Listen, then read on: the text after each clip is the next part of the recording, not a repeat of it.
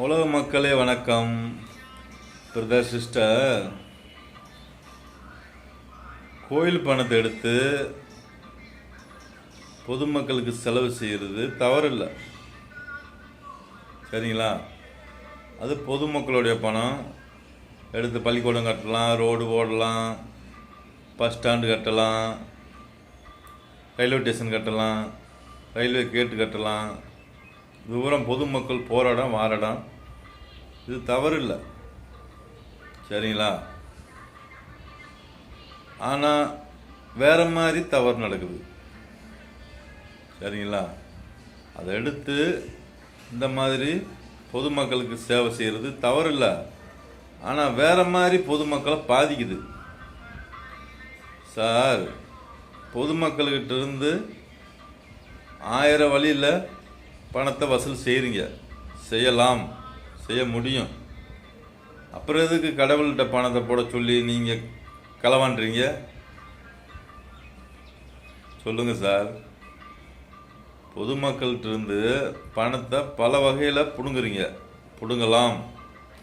அந்த மாதிரி ஒரு சிஸ்டம் இருக்குது, உருவாக்கி வச்சுருக்கீங்க. அப்படி இருக்கும்போது நீங்கள் எதுக்கு கடவுளை சுற்றி கடவுள்கிட்ட ஏன் பணத்தை போட்டு அங்கேருந்து ஏன் பணத்தை எடுக்கிறீங்க? சொல்லுங்கள் சார். இன்னைக்கு கடவுளுக்கு பணம் கொடுக்குறது யார்?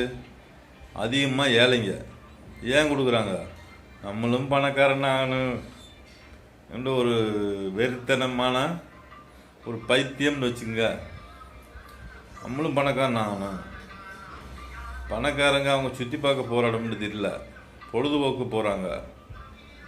சில பேர் இன்னும் வேறு மாதிரிலாம் பசங்க இருக்காங்க, சைட் அடிக்க போவாங்க. அந்த மாதிரி கூத்தெல்லாம் நடக்குது கோயிலுக்குள்ளே, அந்த கூட்டத்துக்குள்ளே, சரிங்களா? அதுதான் அது கோயில் கூடுற இடம், ஒரு பொழுதுபோக்கு இடம். அது இப்படி மாறி போச்சு, சரிங்களா?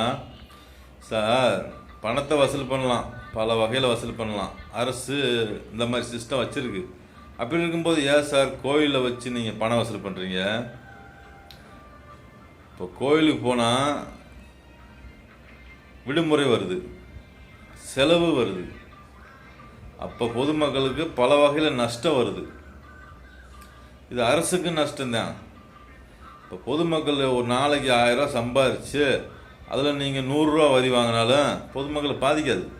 200 ரூபா வரி வாங்கினாலும் பொதுமக்களை பாதிக்காது. ஏன்டா அவங்க சம்பாரிச்சிருக்காங்க. இங்கே விடுமுறை விட்டு திருப்பி அங்கேயும் போய் பணத்தை செலவுன்னா அப்போ பொதுமக்களை பாதிக்கும், அரசை பாதிக்கும்.